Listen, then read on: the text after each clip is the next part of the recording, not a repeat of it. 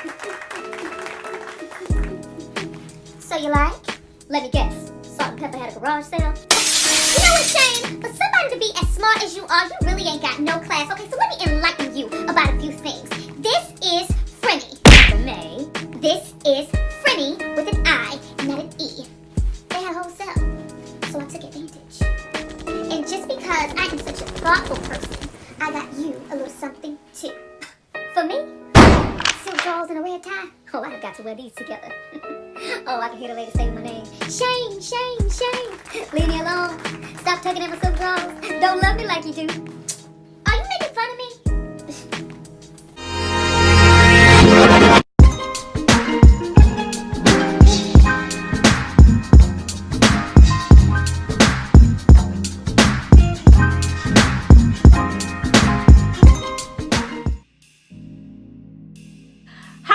Welcome back to my channel. It's Tyra here with another struggle review, here to discuss a low down dirty shame.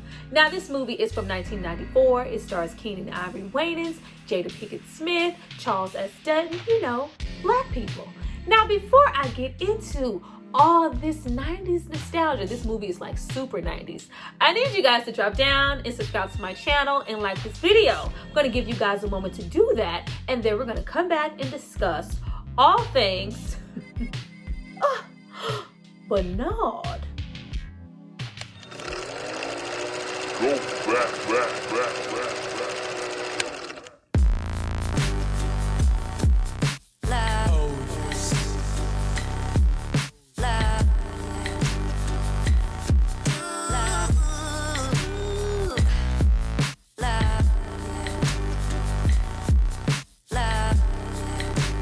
You guys have hopefully subscribed to see more of me. Let's get into this video. But first, before we talk about anything, we have to talk about the writer, the director, the producer, the brother, Keenen Ivory Wayans. Like, I have not doted over that whole family enough on this channel.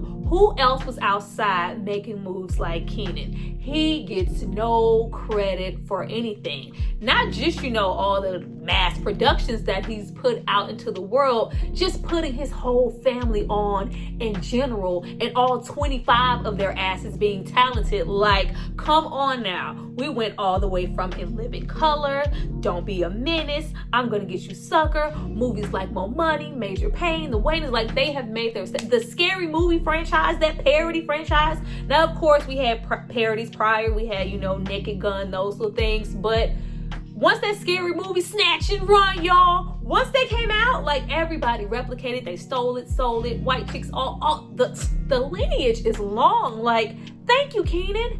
Thank you, Keenen. Now, getting into the movie, it's your typical 90s movie. Going back to watch this one is so wrong and so right on so many levels. Now, of course, this movie has a whopping 0% on Rotten Tomatoes, and I don't even mention them here on this channel because what we consider classic, some others consider trash, like whatever. But here, Keenen really thought he was giving us a 1994, you know, who is the man that'll risk his life for the brother man? Ow! Shaft! Can you dig it? He thought he was giving us that Samuel Jackson, Richard Roundtree Shaft, you know, new edition. Like it just didn't pop off like that. It's just not all that great of a film. Now, low-key, this movie was poorly written. By today's standards, some things will be considered really derogatory and racist and politically incorrect, really cheesy, low-key still funny, I don't care. Who gives a damn? People today are really sensitive and all suggestive about, you know, what's considered okay to say, what's considered a touchy, sensitive topic. Like, miss me with the bullshit. We are not here for that. This is a Keenen Ivory Wayans film. If you are a fan, it's a lot of slapstick, on the nose ass comedy. None of his films are meant to be taken super serious. I feel like this should have been kind of a spoof Shaft type film, but you know, this wasn't that. He was trying to give it a serious tempo, but in the end, it just really ended up being good old-fashioned comedy, and I need that. And we also need Peaches and Wayman. I'm not letting them go for nobody, politically incorrect or not. So now that we got the people in my DM out the way, let's get into Shane. Shane, leave me alone. Stop tugging at my silk drawers. Don't love me like you do. Now Shane here is an ex-cop who is all the way out freelance, taking private cases. Now, even though he's down on his luck running around solo, he can always depend on his young, sexy sidekick / assistant Peaches. Now, Peaches here is portrayed by the beautiful Jada Pinkett Smith, and this was her at her whole finest. This was stony, Ronnie, she was just cute, a different world days, like absolutely gorgeous. I always loved her and I still do, just for her size alone and how she carried it. She was such a sweet, cute, petite woman, and she was representing. She was so beautiful and so confident. Like, I love her for that. All of us ain't get the height in the splat cacao. Some of us just got splat, and we're okay with that. But Peaches is the homie, and she wants nothing more than to have a piece of the action. She also would love nothing more than to have a piece of Shane. Now immediately, take one, we see that Peaches is a rider. I'm gonna have your back regardless. Look, you ain't got no choice but wait. I told you he gonna be right down here. Don't make me get rowdy. It is not a pretty sight.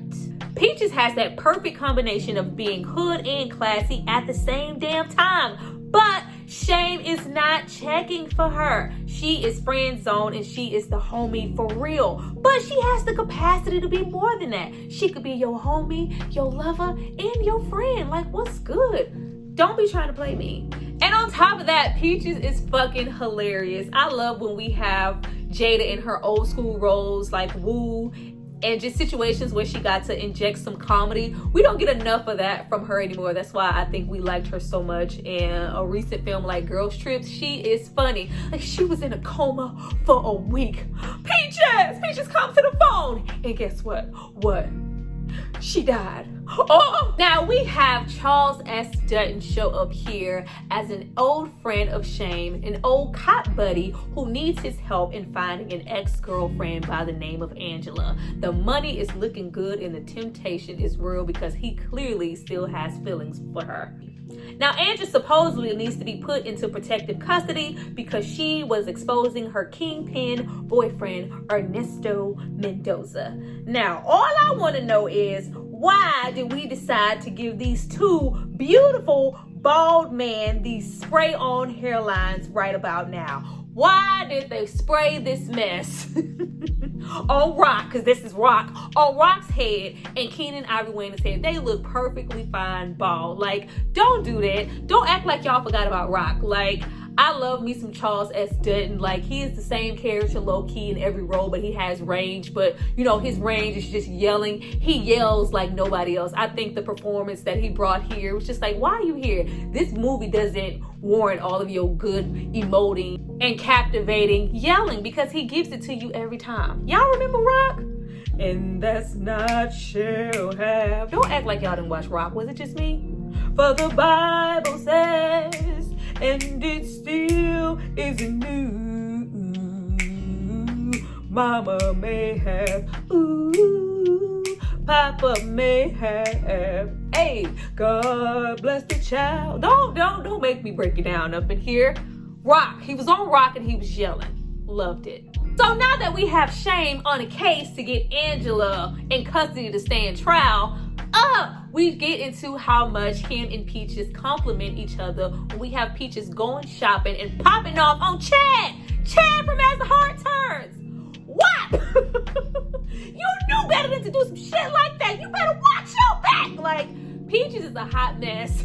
She's irrational. Like, child, that's his on-screen persona. But he is right there. They complement each other so well, and you're just really trying to see, like, what are you not seeing, Shane? Peaches was the one. She's been the one from the very beginning. Now, it's not just Shane and Peaches 24/7. We do have some fighting and action sequences in this film, but I find that those moments are the parts of the film that didn't age well because, Lord, the stunt work, the body doubles of it all, it's just a whole hot mess.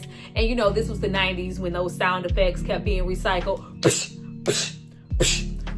like how like we can see that when we saw the string hanging, Keenen, like you ain't edit that out. Like it's a lot of that going on. But I find that most of the comedy ages pretty well, in my opinion, when it comes to Peaches and we get into Wayman. Those are the funniest jokes in the movie. But we do have Shane running around on the hunt, confronting Mendoza's sidekicks. Like, I know he maybe changed his face. I'm trying to find him. Maybe you can lead me to him. All of that was fine and dandy. You know, Keenan's good for a little racist joke. Whatever.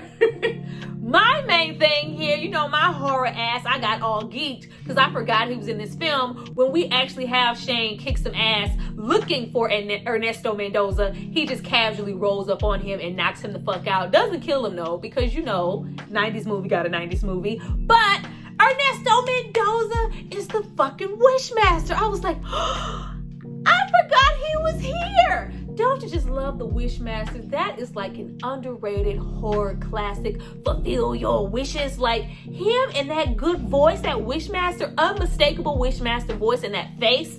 Bruh, I forgot you were here. What's up? But now that we down bad and we've casually got our ass kicked and knocked the fuck out, and a warning to stay away from this case from the Wishmaster, who do we roll up to when we're in need of care? Goddamn Peaches. But I'm the homie though. You trying to play me to the left. Peaches is good enough to ice down those bruises, kiss the boo-boos too. Do you mind if I stroke you up? I don't mind. Do you mind if I stroke you down? I don't mind. All through the night. We can get into some changing faces on this couch. But I am still just the friend, because in his eyes, they don't have anything in common. Now, we are made aware, like, you know, you met me when I was a teenager. I'm older now. I'm about to be 23 years old. I saw you see me like, Shane, what's good? Shane at this particular moment is not interested, but it's just like, you peeping me though. I'm all of this and more. Didn't you peep Peaches is Peaches? Didn't you see me walk up them stairs? You saw me. You liked it. What's good? Now, the movie really fucking kicks off when we are introduced to Wayman. Peach is clearly feeling a little smited, like, all right, you want to play with me? I'm going to play with you. If my girlfriend comes home and finds a half-naked man in the bed, flipping out is the last thing girlfriend is going to do. Ha! Oh, no, honey. Ain't nothing wrong with two grown men in the bed. Bro, you better show me some tits to die. Miss Peaches, you better come up in here and get this rock wilder. Now, Wayman here, portrayed by Corin Hawkins, immediately comes on screen, and he doesn't have a whole bunch of screen time, but he completely steals the show and has all of this charisma and all the best one-liners in the movie. Sausages, want one? Good morning, Shane. He looking at me like he want to take a picture.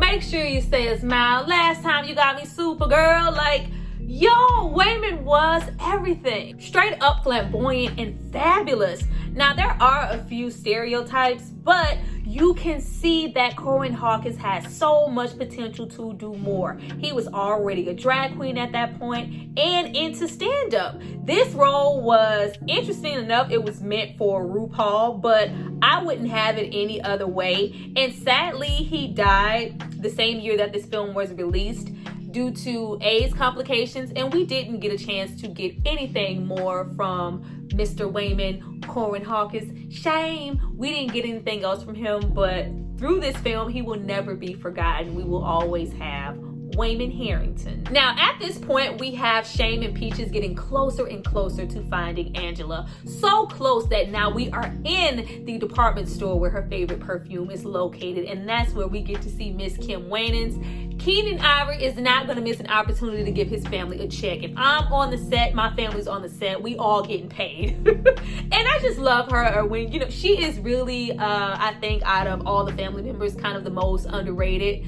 You only see her, you're like, oh, that's the girl, that's Kim Wayans, but she is quite funny in her own right, all the way back from In Living Color. And every time I see her, I just think of when the Saints go marching in.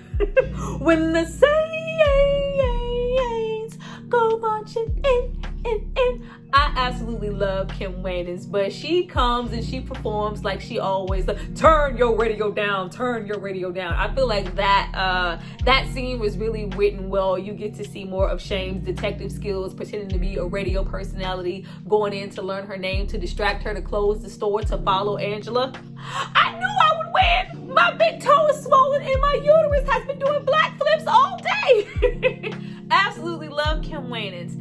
Child, and then she closes that store and we get into Miss Salli Richardson. Ooh. Now, child, when we finally get to see Angela in the flesh, that whole little score that they have playing anytime Angela is mentioned, that little jazz score that's going on in the background, child, if she ain't fine, I don't know what is. She has always been beautiful, just drop dead gorgeous, and was everything in the 90s. All up and through the 90s, if you needed an ambiguous beauty, you were either calling Salli Richardson or you were calling Michelle Michaels. They was all in full effect in the 90s when you needed somebody with a little some little pop, like, oh, she's beautiful. What is she? She's a little mocha, she's a little light. Oh, it's so ambiguous. I'm confused on her beauty. When you needed them in the 90s, you called them. You called her and you called Michelle. Nino, I watched you kill too many people, Nino. Now, of course, in us following Angela, we get more of those great Wayman one-liners. What happened to, I am yours and the energy is mine. That is my hobby. This pays the bills. Ain't that right, Wayman? We also meet Bernard. All the gay representation in this film are all presented as one way because back then, nobody really knew any better. It was always the assumption that gay could only be one way. So everybody here is really over the top and exaggerated and flamboyant, but it is hilarious. You never stood a chance. Coffee is good with cream, but it's better when it's black. And you, Mr. Coffee, if you'd like some steamed milk in your espresso, I'm your man. Like, over the top, so goddamn extra. But I will take extra and Wayman and the duck lips any day. Shane, why did you do that? Now, once we actually have Shane track down Angela, Wayman, does what he can to give us a plot twist, a little aha. Things are not as they appear to be. Now, of course, the chemistry is clearly still there between them, but they also realize that it's been a setup this whole time. She was already in protective custody. Angela never reached out to anybody, and now Shane is on a mission to protect Angela and get to the bottom of everything and keep her safe from all the little Mexican cartel crew trying to get to her, all the Ernesto Mendoza. Now, why he didn't know this via all of his investigation into this case, why wouldn't this ex-officer know that she was already in protective custody? Hey, because 90s movies got a 90s. Now, in protecting her, of course, who do we go to? The person who has our back, the person we can trust. Peaches! Peaches, come to the phone! We go back to Peaches' place, and she's already peeped the type of woman that Angela is. Now, of course, he's all blinded by the beauty. We've even found out that the whole mission where he went to Mexico and lost his jaw was already her fault. She was already Ernesto Mendoza's little side piece way from the beginning. So that should have told you the type of woman that she was and gave you even more incentive to go for a rider like Peaches. He was personally taking too goddamn long, in my opinion. But now I have to protect this bird who has her own personal agenda to get the hell out of this apartment to try to get to that money. So she's trying to get underneath my skin. So you calling me a dog? You calling me a dog?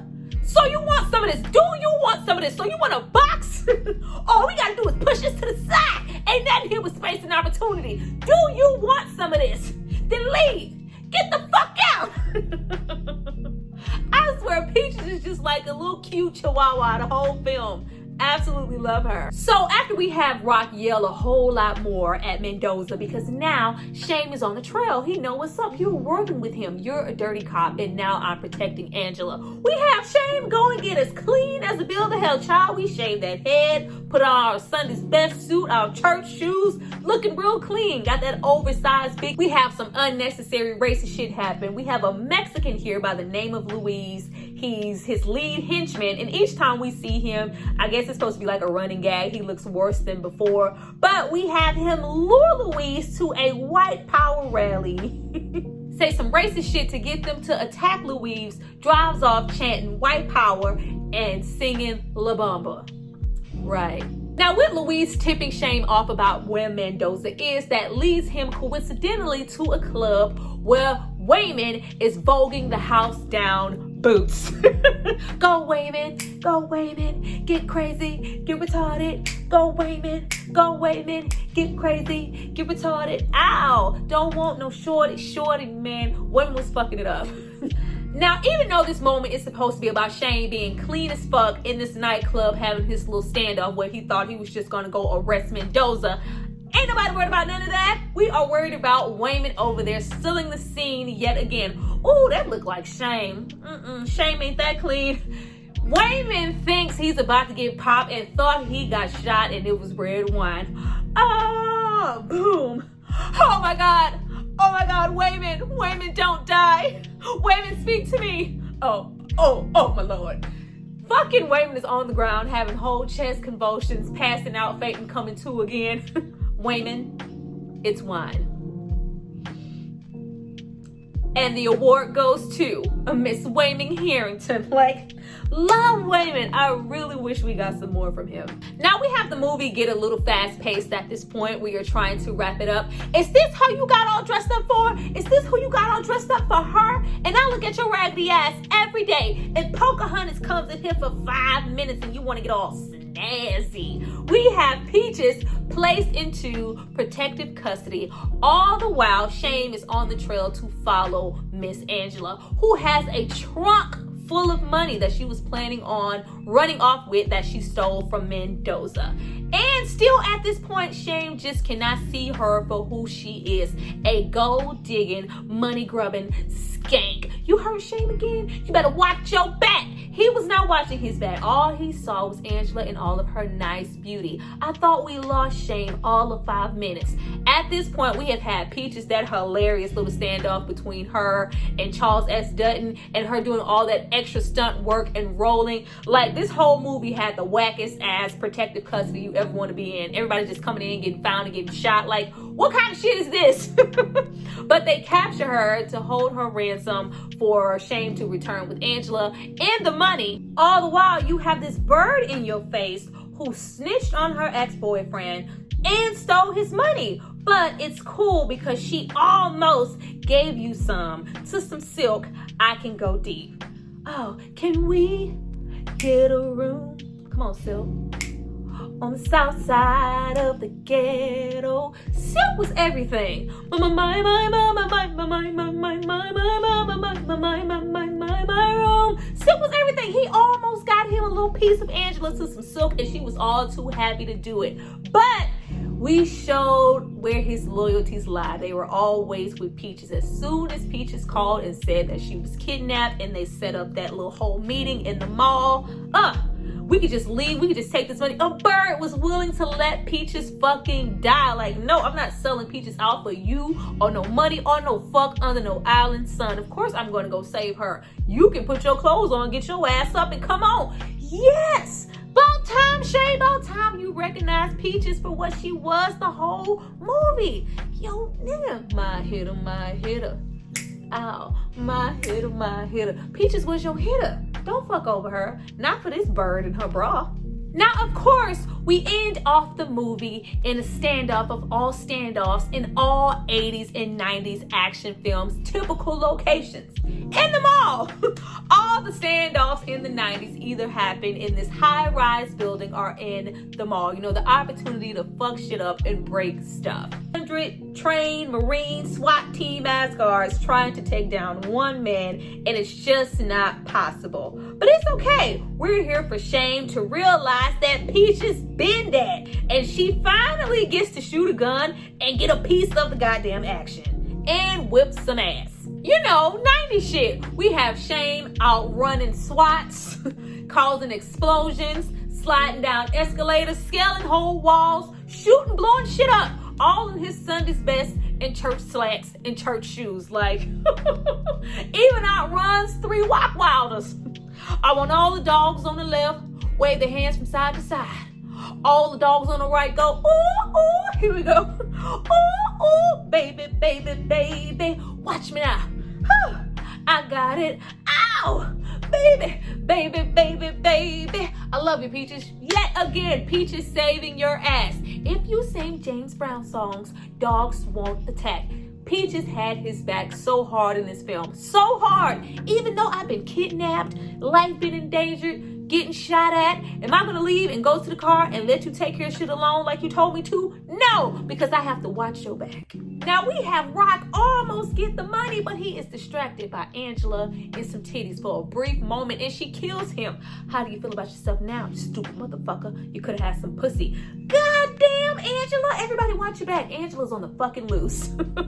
We have a whole standoff in the end. Of course, Peach is getting saved yet again, but I love their dynamic. If he saved her, she saved him right back. They complimented each other. Took you too long to realize it. Had that whole 90s ass fight. Body double, body double. Okay, we saw it, we saw it. And who do we have in the end roll up on you? I don't even really just like how all the way to the end he still had faith in Angela as being something more than what she was. Like she was just strictly after the money. I love you, Shame, but I know you won't let me keep this money. Bye, baby. She was about to blow your whole brains out, bruh. And I told you I would drop kick you where you stand. Who was there to have your back, nigga? Peaches. Peaches right there all the way to the end. Kicking ass. Now that's what I call kicking your ass. Kicking ass for you, bruh. She never left your side from the beginning of this movie to the end. All the way to when she was making $4.45 an hour or lack thereof when you couldn't pay her. All the way to the end of y'all sitting on those benches and you looking for the prospects of getting more money because you just turned all this money in, just saved this whole organization. You are about to come back up as the Shame that you once were with a lady who's loved you from jump by your side. Talking about kiss me, Peaches, before I change my mind. No, you kiss me before I change my mind because I'm the realist. And we end with a homie, lover, friend is what I'm looking for. Ooh, ow, homie, lover, friend is what I'm looking for. Always look for you a homie, lover, friend. You can get everything. You can get the buddy and the booty. It's possible. Well, you guys, that was my review for A Lowdown Dirty Shame. I hope you enjoyed it. Thank you so much for watching. This was low-key my thank you for 4,000 subs video. Took me a little longer to get it up than I thought, but I love you guys so much for supporting me. And we're on our way to 5K. Please drop down and discuss this nostalgia. Y'all know I love it, and you know I need the comments for my algorithm. Don't play. I look forward to reading you guys' comments. I see you guys for my next review. Bye.